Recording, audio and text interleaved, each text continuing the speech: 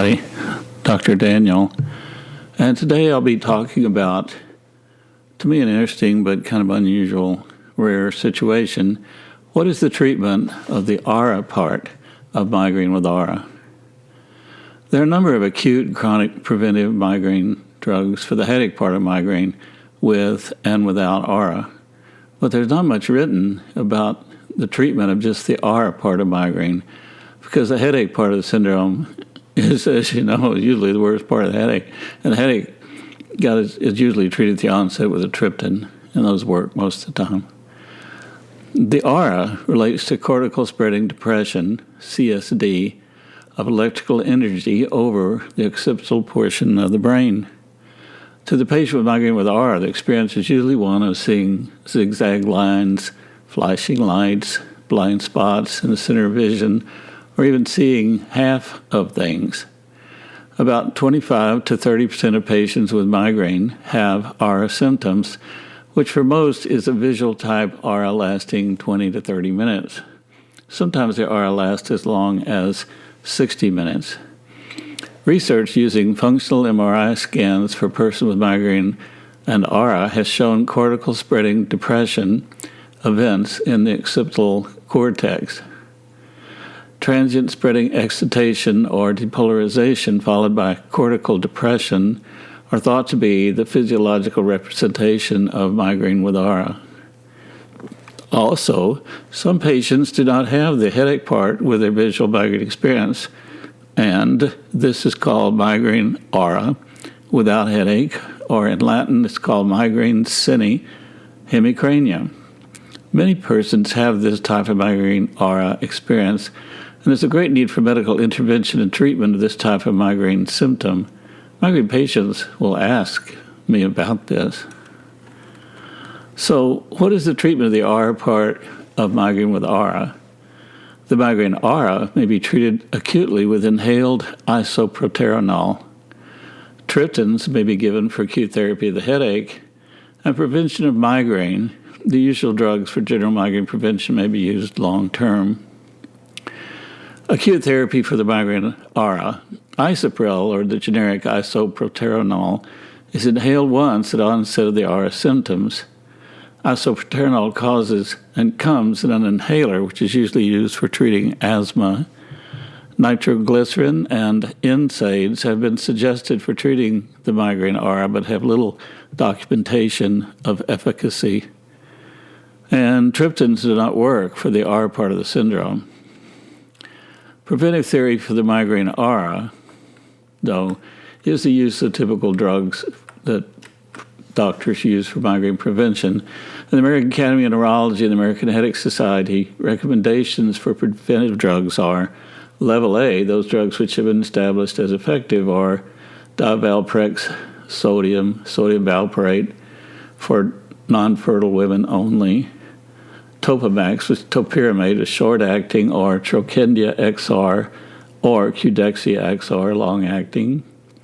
Provatriptan, which is a long-acting triptan lasting 24 hours for mentally related migraine short-term. Onabotulinumtoxin and Botox, when the physician injects the Botox into the muscles of the forehead and neck. And when it's effective, the treatment is repeated every 3 months. It's indicated by the FDA for persons with chronic migraine, which is 15 headache days a month, 8 of which are migraine-like headaches. But Botox has been found to be only modestly effective for preventing migraines in the most frequent sufferers. Botox prevented 1.8 headaches a month more than placebo. One could use beta blockers, and there's a long list of these: metoprolol, propranolol, timolol. These are called level B drugs, and those are probably effective.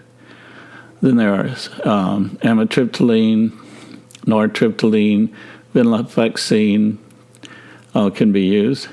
Those are level B drugs there. Level C drugs thought to be possibly effective are ACE inhibitors, such as lisinopril, and angiotensin receptor blockers like candesartan, alpha agonists like clonidine, which is in a patch, and an oral pill. One can also use carbamazine, cyproheptadine, atenolol, guaifenesin. And there's some old data that lamotrigine can be used orally. You have to build up the dose 25 days a week for a week and increase the dose till you get to a level of like 50 milligrams twice a day, or you take the 100 milligram long-acting drug. From my research, lamotrigine is the only drug that comes up after searching the internet for preventive drugs just for migraine with aura. Then one can also use now probably the most effective drugs now are the CGRP drugs, which are you could use one of the 4 injectable drugs there, preferred for migraine prevention, and that's Aimovig, Emgality, Ajovy, or Vyepti. Now the special considerations here. All the listed drugs above for prevention may reduce headaches significantly. However, there are special considerations for patients with multiple medical problems using these drugs. Patients who are anxious and can't sleep or have depression may be given amitriptyline or nortriptyline. Amitriptyline is also the go-to drug for patients who have limited funds or no insurance coverage since it's so cheap, often just a couple of dollars a month. Persons who have epilepsy, migraine, and overweight should be offered topiramate because it can cause a reduction in weight for some person. The FDA says it should be limited to persons with kidney stones, but a European study did not verify that. Patients with tremor, hypertension, or migraine may be given a beta blocker, which may treat all those conditions. Thinking this way, the doctor and the patient may get a double treatment effect from a single preventive medication.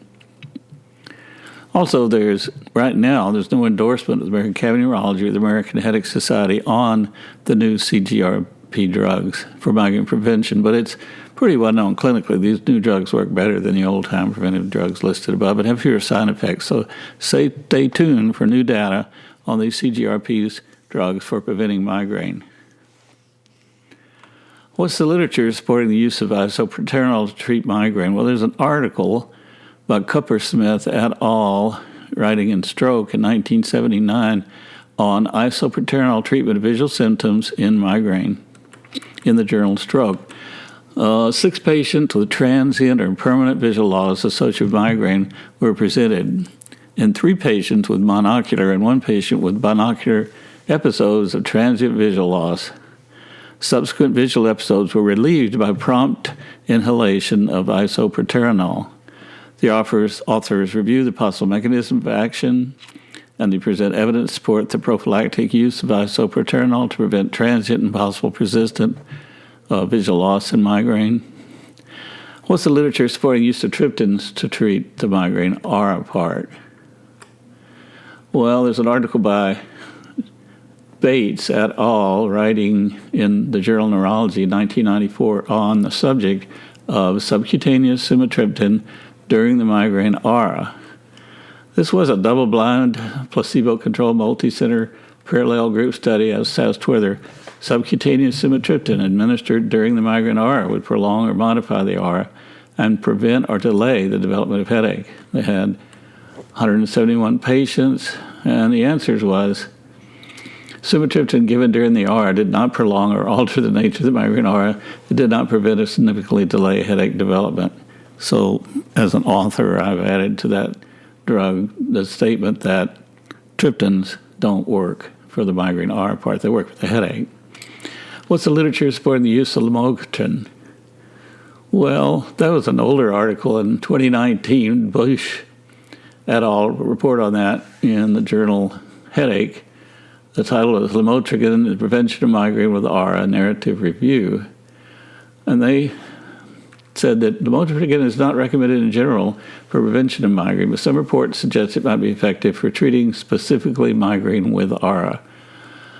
And so the results were that lamotrigine was tested in different populations of migraineurs, but previous studies had small sample sizes, might not have been powered enough for detecting a potential benefit of lamotrigine in migraine with aura. But when the data was accumulated, it suggested that